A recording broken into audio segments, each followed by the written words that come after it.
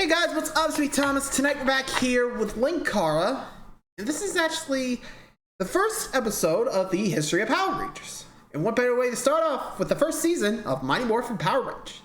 And yeah, before you ask, got a little SCP coin over here. One side says safe, the other side's Keter, so probably gonna hold that every now and again. So anyway, yeah, history of Power Rangers. Grew up on it, watched it in a while, but be nice to take a look back at the history, huh? So, be sure to like the channel for more. Hope you enjoy. Let me know your history with Power Rangers. Let's go. It's Rita. She's escaped and she's attacking the planet. Teleport to us 5 overbearing and over-emotional humans. No! Are you sure it's a good idea? Not teenagers! That's correct, Alpha. I was afraid of that. Hey, thanks, Zordon. It's only the fate of the frickin' planet at stake. Did someone change the water filter in your tube lately? Ladies and gentlemen and others, welcome to Mighty Morphin Power Rangers Season 1. Go, Power Rangers! Here we go. 5 years ago, I started a little project called History of Power Rangers. I had done a Power Rangers homage on Atop the Fourth Wall and decided to re-watch the show, and in my re-watch, I had crazy theories and ideas that popped into my head. So I wanted to share those thoughts with people. To make matters worse, I decided to do it for every season, giving comprehensive analysis and recaps of the entire show, even for seasons that I hadn't watched before. Those videos were hosted on a service called blip.tv that sadly no longer exists. While the original videos still exist, a lot has happened over the last 5 years, at the time of this recording anyway. Most prominently for me is that I am on YouTube now. When I began rebuilding my presence on YouTube, I re-uploaded all those videos. Sometime later, however, I was hit with 2 copyright strikes from Toei, the company that owns and produces Super Sentai, and the videos were all taken down. However, these videos have been one of the most popular things I've ever produced, and I like being able to pay rent. As such, I have decided to re-edit all of my History of Power Rangers videos and put them up again, making them more YouTube-friendly. At the time of this video's creation, Samurai and Megaforce have had that done and are viewable through links on my website, since the videos are unlisted and I prefer to keep my channel's video uploads in order when possible. The audio of all these videos will remain mostly the same, with occasional exception like cutting out my breathing, making corrections to things I got wrong, or reducing the amount of continuous footage that I show. This video, however, is most likely to get the most amount of attention, because most people don't even seem to realize that Power Rangers kept going after Mighty Morphin, and as such, I felt it necessary to fully re-record the video so it actually sounded somewhat professional. Then again, I've probably lost most of you by now anyway, since it's taken me this long to get to the damn point, and my only real joke so far has been about Zordon's tube. Speaking of, has anyone fed him lately? I'm sure we've got the fish flakes around here somewhere. Anyway, the point is, if this is your first time here, welcome to the History of Power Rangers, an opinionated and serious analysis of a children's show utilizing Japanese footage mixed with American footage about rubber-suited monsters getting punched by people in spandex. And with a premise like that, you can see why it deserves serious analysis. Because this is a biased perspective, I fully expect people to lob hate at me for disagreeing with their opinions, and that's alright. This series is not a comparison to the source shows that Power Rangers uses footage from, collectively referred to as Super Sentai. I have no interest in the Sentai. Not that I question its quality, it's simply a matter of me not caring about it. All of us have heard from friends and loved ones about something that is a must-see, something that is the best ever, and that we do ourselves a disservice to not see it. But in the end, there's still stuff we don't see simply because we're not interested. And in this case, I grew up watching Power Rangers, and it is Power Rangers that I have come to praise. Or bury, depending on the season. I will refer to the Sentai occasionally from what little I do know, thanks to the efforts of others who have written up explanations for some of the more bizarre things that Power Rangers occasionally does, but my information is usually secondhand, so remember, it's possible the information I have is wrong. By that same— True, but I'll be real, like, I did watch Power Rangers first, and then went over to Super Sentai before I got into the Kamen Riders, and, you know, Ultraman, and, after that, you know? So, for anything that does come up, I'll try my best to see if anything comes to mind to see where this comes from, but you'll understand, right? Anyway, so, moving on. Same token, I am not at this time interested in Super Sentai's sister series, Kamen Rider. Kamen Rider will have some influence in a few seasons, but for now, it's just not my think only thing. one, That though. being said, the current highest milestone goal of my Patreon, assuming you aren't watching this years later after Patreon has become a sapient being that was forced to be destroyed through chemical warfare combined with appealing to the best traits of humanity, is to review other American shows that are like Power Rangers, including VR Troopers, Beetleborgs, and yes, Kamen Rider Dragon Knight. So if you want to see that happen, feel free to send some support my way. I am not reviewing the first Power Rangers movie for a simple reason. It has nothing to do with the show story-wise. For 20 plus years, Power Rangers has enjoyed a mostly continuous continuity, some seasons leading directly into the next with recurring characters, but the movie takes place in its own separate universe and I feel no need to cover it. For a more comprehensive look at it, though, I did a review of a comic adaptation of it on Atop the Fourth Wall. With all that out of the way, let's talk about the first season. Mighty Morphin Power Rangers was an idea that Haim Saban had had for several years in the 80s, in particular in 1986 producing a pilot for adapting the Sentai Bioman. Saban and partner Shuki Levy were mostly known at the time for composing music for kids shows, including but not limited to Inspector Gadget, He-Man, and the Real Ghostbusters. Saban loved the idea of mixing the Japanese and American footage, saving production costs a ton, but unfortunately no one was interested in it. According to Levy, Saban carried a video cassette of it around and kept pitching it to networks. And they all thought it was the worst thing they'd ever seen. In 1988, Saban formed his own production company and made several shows, including the hit that was the X-Men animated series. However, in the early 90s, Margaret Loesch, the head of Fox Kids, was looking for a new series that'd be adventurous, fun, and silly, and Saban showed her the Bioman pilot. Loving the idea, they refined the concepts and negotiated with Toei for a different, then more recent Sentai, Kyoryu Sentai Jew Rangers, and thus Mighty Morphin Power Rangers was born. The series begins somewhere in space. The implication has always been that this is the moon, although in the Sentai it was not. But as the show progresses, we'll learn that the moon is weird in the Power Rangers universe. There's a breathable atmosphere, for that matter, an atmosphere at all. The gravity is normal, and we're still landing on it. Now, in some circles, people debate about whether... You know, honestly, that second time, I think that's Lost Galaxy, if I remember correctly, and for me... I don't think that was the moon. I think they were off to another galaxy. They landed on a different planet and to train, and then they got sent to where the Quasar Sabers were. I mean, like I said, I think they're called Quasar Sabers. Don't at me, but that's about all I remember. Honestly, I mean, considering the time frame, considering 1996, makes sense to go with, you know, Zoot Rangers, which, if I remember correctly, was a very popular series. So, I gotta say, good choice. But, begs the question, what do you think would have happened if they kept the Bioman stuff? Man, our look at Mighty Morphin Power Rangers be way different, you know? I mean, I could show you guys Bioman, which was red 1, green 2, blue 3, yellow 4, and pink 5. Though... Actually, maybe it's best they didn't use Bioman, because if I remember correctly from the series, Bioman, Yellow 4 actually got killed by the enemy. Yeah.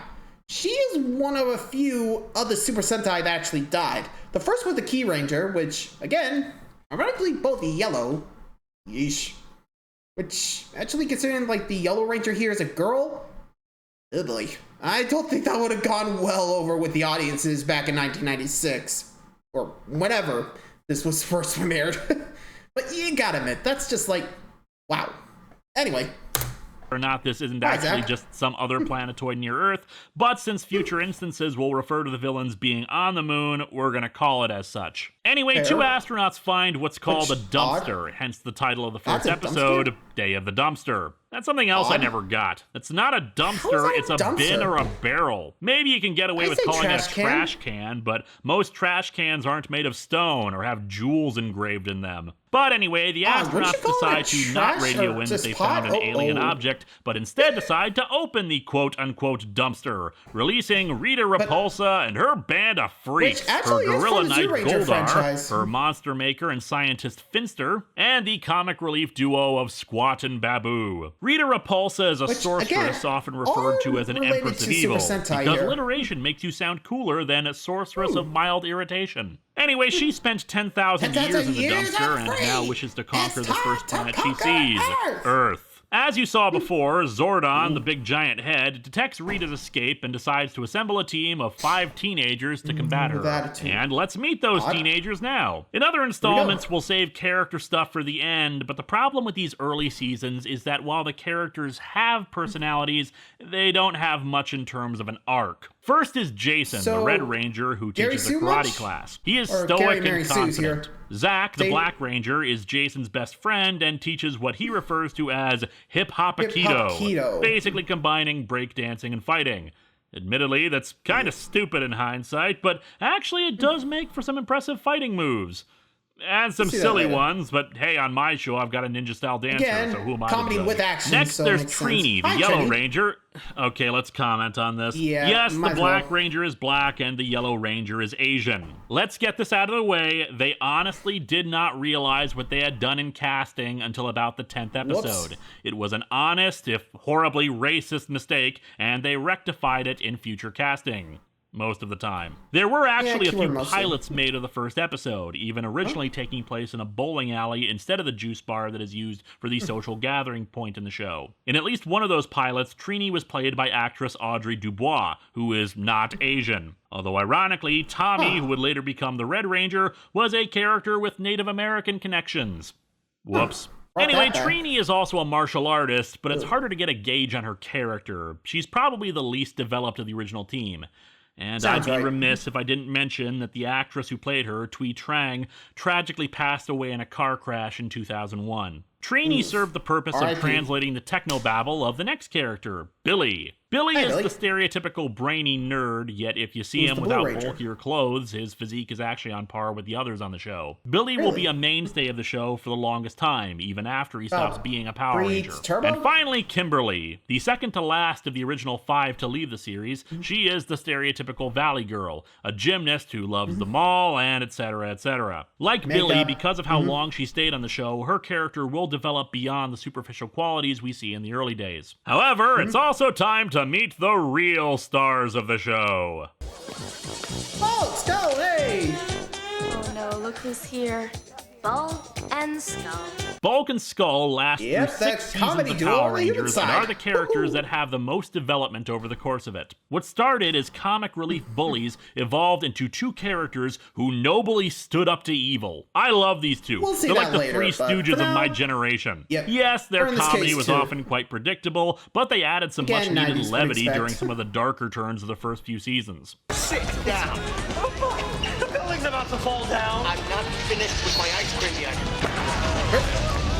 Okay, now we're good. Now I'm finished. Often, their comedy subplots were actually more interesting than the plot of the episodes, and they remain some of the most popular characters on the show. Even if they began as bullies, yeah, I though think not Bulk's particularly good actor ones, became since a it was obvious ranger in any one of the Hyperforce, right? Rangers was capable You know, of the kicking their role-playing asses. These are the series? 2 that went through the most changes. Since they are the longest-lasting cast members of the original and the only ones with an arc, think they were I going consider from them to here be to the space. actual main characters of the show. Lost Galaxy. Incidentally, it turns see. out their first names are Farkas and Eugene. Yeah, I'd have gone by Yeah, Bulk we'll and just Skull stick with too. Bulk and Skull, While huh? there can be very good character moments for the Rangers, they tend to be a bit on the bland side. They're always trying to be goody-goods, always talking about teamwork, friendship, the heart of the cards, blah, blah, blah. In a show that Yeah, really like liked I said, having Gary and clear-cut Mary heroes and Sue's. villains, Bulk and Skull stood in a gray area for quite a while, and their ultimate nobility served as a perfect capstone to their characters. While in the first season they served primarily as bullies, there were times when their better nature shined through. 2 specific examples come to mind. The first is when they adopt a pig.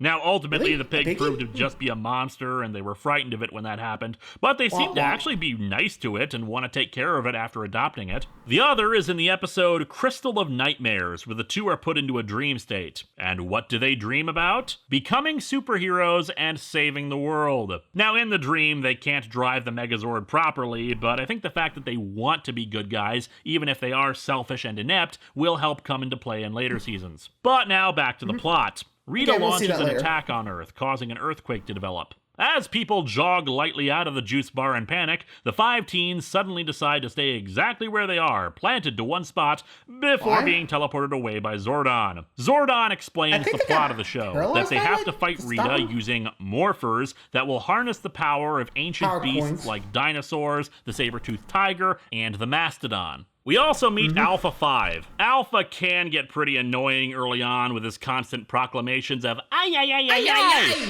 but he's ultimately I think it's harmless and just serves the mostly the purpose of voice. being able to help do all the things Zordon can't do since, dude doesn't have head in the hands. tube. The teens don't buy any of this, which I guess isn't that surprising, but one would think the true. teleportation, Would you, tube at head, and first? robot would be compelling evidence. Rita is somehow able to I don't know. Like, if I was there, I'd be like, huh.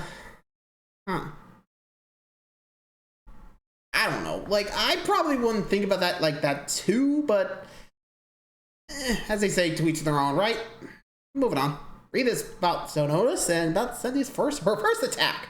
Sorry. to discern that Zordon is doing all of this, and while we learn later that no one can enter the command center without a power coin, the source of the Morpher's Odd. power, she does send a squad of her foot soldiers, Hi, the Putty Putties. Patrol, to attack and kill the Rangers. The Putties are pretty cool. Sure, it's just a guy in gray spandex, but it's the face that really Hey. makes it. Kind of like a deformed Cyberman face. What's amusing to I mean, me in considering it comes from the hindsight clay, is it that makes if she sense. hadn't attacked them, they very well may have never become Rangers, since during the fight they decide to use the Morphers and, for the first time, become the Power Morphin time. Rangers. Since this is lifted from the Sentai footage, they are immediately teleported into a city to use that footage. They also get their Zords, the giant robots that, well, let's be Okay. honest, most of the time the individual Zords are pretty useless. Sure, sometimes they'll use them individually, Yeah. but hey, it's cooler to have a big single whatever. robot instead of 5 smaller ones. The original Megazord see them is more often classic. in the, From the horns to the mains. big-ass chest to the power sword, it's just iconic. I love it because Mm-hmm. it's just so simple.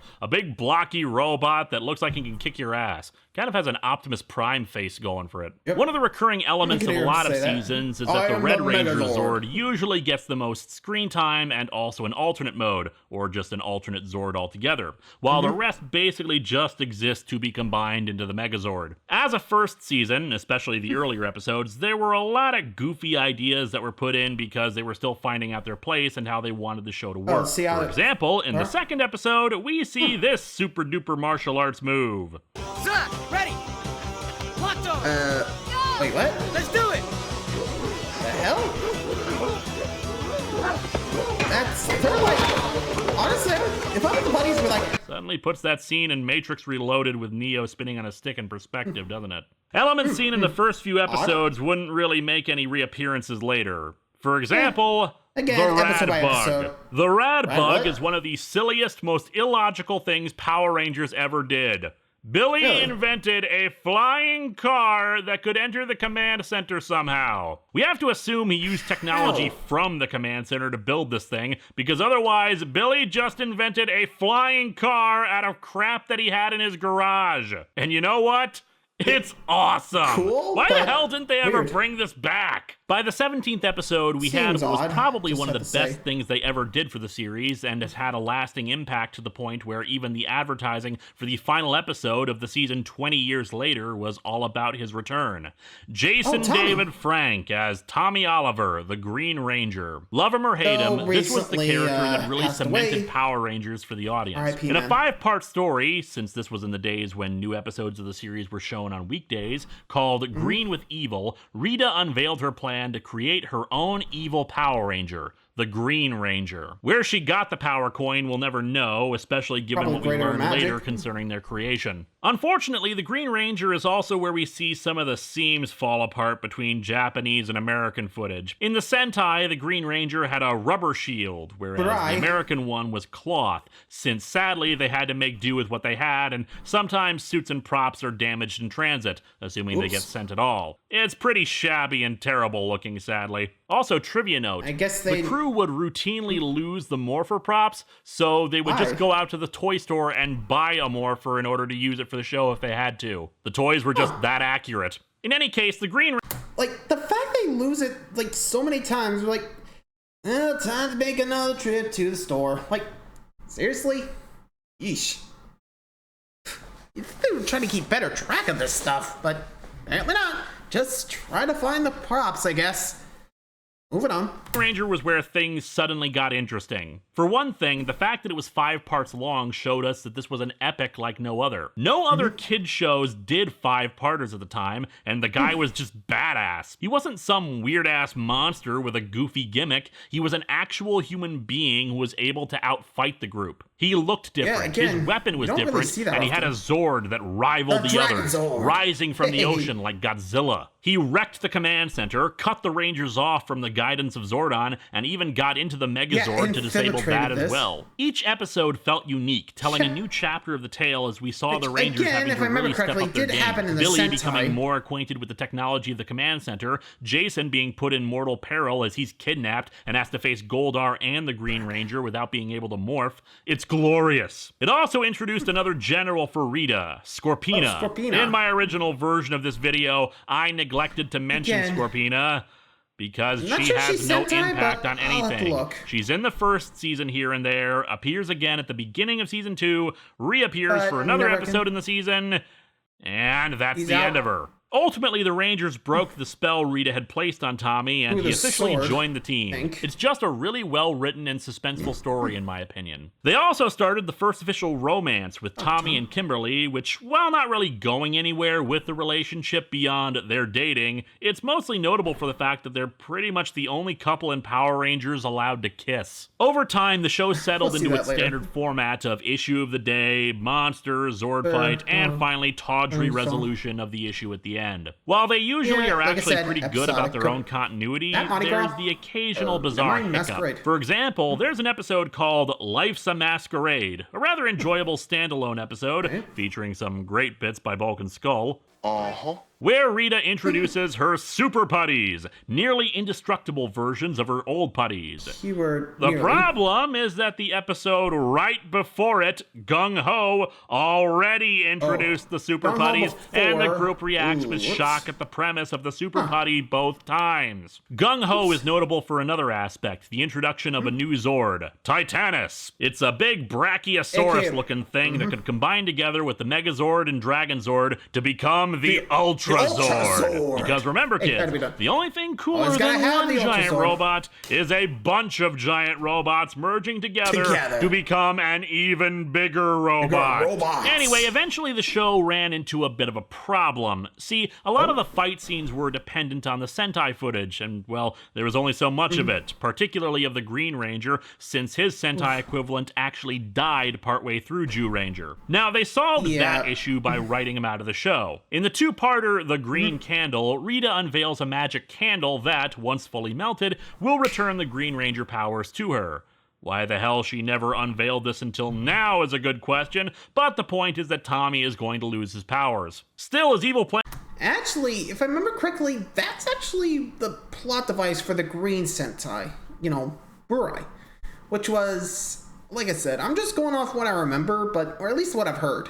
But every time he left the cave he was in, he was in a cave, not under any evil spell, if I remember correctly, from, not sure she was called Rita in the Sentai, but we'll move on. Anyway, Rita didn't have her under spell in Sentai, he just wanted to mess around with the Zoo Rangers, After a while, the two talked out between Burai and Ghost. What's that? Geki, we'll go with Geki, because I don't remember the name. Yeah, Geki, we'll go with that, anyway. So anyway, the two brothers make up. Yeah, the two were brothers. And though Burai, again, remember Burai's Green Ranger, learned that every time he left the cave, the candle would melt. And once that thing was gone, he dies. So having it take away the powers here instead of killing Tommy was actually a smart move, because it does leave an opening to bring him back in case, you want him to come back, which, spoiler alert, he does. Multiple times. Anyway. Plans go, this is certainly better than her usual rigmarole of trying to ruin the teenagers' days by sending putties to cause minor inconveniences. Plus, as the Spoony one once pointed out, using a candle to take over the world. Well, that's pretty hardcore. The Rangers fought valiantly, and Jason himself tried to stop the candle, but ultimately failed. In order to prevent Rita from getting her hands on the Green Ranger powers, Tommy transfers them to Jason, granting him his shield and the Dragon Flute. Jason's failure to stop the green candle is something that would haunt him next season, but we'll get to that next time. Writing the Green Ranger out was also a brilliant move from a marketing perspective. Tommy was a popular character, and instead of overexposing him, limiting his appearances for special occasions later meant that kids would be more inclined to tune in the hopes of seeing him during those episodes. Bear in mind, they didn't actually need to write him out of the show, especially for what they ended up doing later for the season. But this little bit of continuity really helps ensure that there is an ongoing story and makes kids want to see what the next episode is going to be like. Which brings us to Return of an Old Friend. Rita finally comes up with a plan that's not completely nonsensical and goofy, which is kidnap the teens' parents and ransom them for the power coins. They also take control of Billy's mind and force him to take the dragon dagger. This is the first time we actually see their parents, and in true silly fashion, most of them dress color-coded like their kids, with Jason's parents wearing red and Skull's parents wearing punk attire. In fact, Bulk's parents seem the most normal. Our heroes are forced to give up the coins, but of course Goldar doesn't hold up his end of the bargain and keeps the parents. However, Jason reveals that he still has the dragon coin. They recruit Tommy once again and infuse him with Zordon's own energy. However, they know it's only a temporary measure and it's likely the powers could give out during a fight. After one of those fights, Tommy's able to retrieve the dagger and the power coins. And while he's now back as the Green Ranger, the group knows that the rejuvenation of his powers is only temporary. Besides for the running subplot of Tommy and Kimberly's relationship, there was also Zach's pursuit of Angela, who would brush him off anytime he tried to impress her. It was actually a nice change to see that the teens weren't successful at everything they did, like it seemed to be, though Angela's heart seemed to be won over whenever Zach did genuinely good things for her.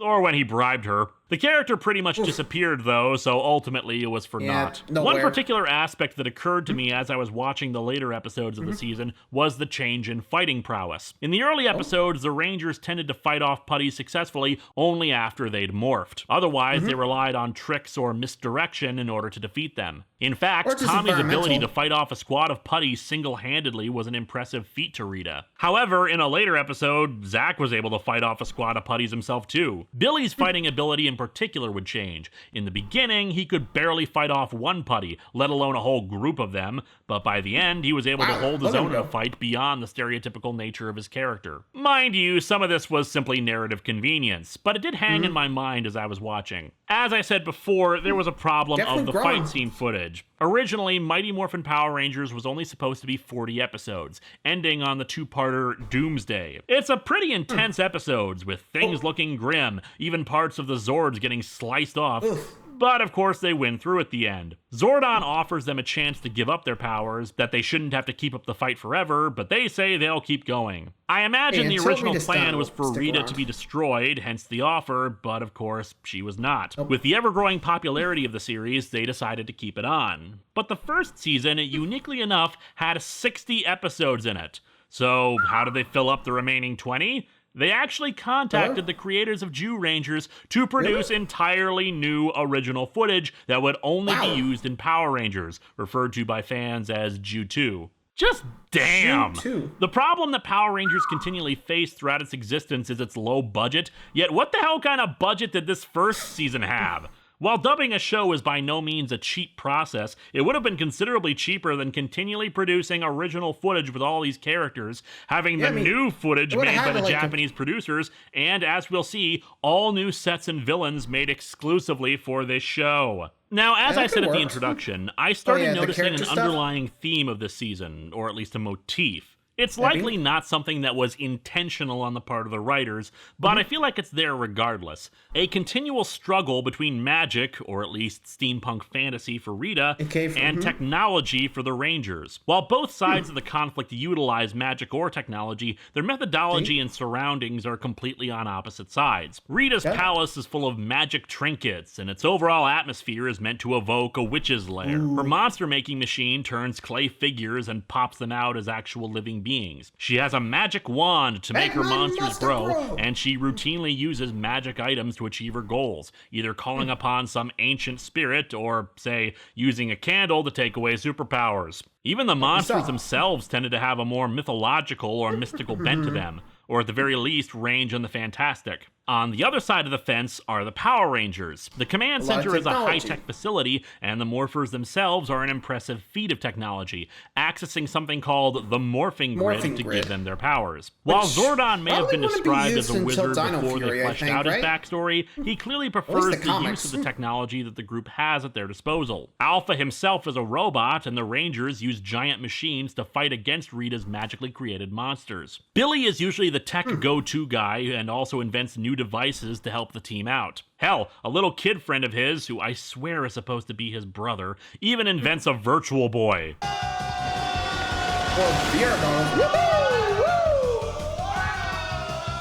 Technology is presented as something extraordinarily necessary and useful to the team and the world at large. Mysticism and magic, while useful sometimes, are presented as tools of evil. What's interesting about this is that by the time we reach Zeo, that position will have swung more towards a balance. One thing I definitely neglected to mention originally was, well, the pretty obvious Wizard of Oz connections. I'm not sure how much of that was actually part of Jew Ranger's inception, but it's pretty cool how much of an influence it had. You've got a giant float. Well, to be fair, I don't think the Zoo Rangers were more of the technology side. It was more like past coming to the present or something. Like I said, remember, these are basically people from the past coming into the then present day. In the Sentai, anyway. Because, like I said, I'm probably not sure if I'm remembering this right, but if memory serves, the Zoo Rangers were pretty much warriors from the past in stasis waiting for Rita, or the Sentai equivalent, I don't remember the name, again, to wake up so they can feed her once and for all, right? Anyway, so, like I said, they wake up, they get to modern day, and boom. By the way, those swords, yeah, they're not that.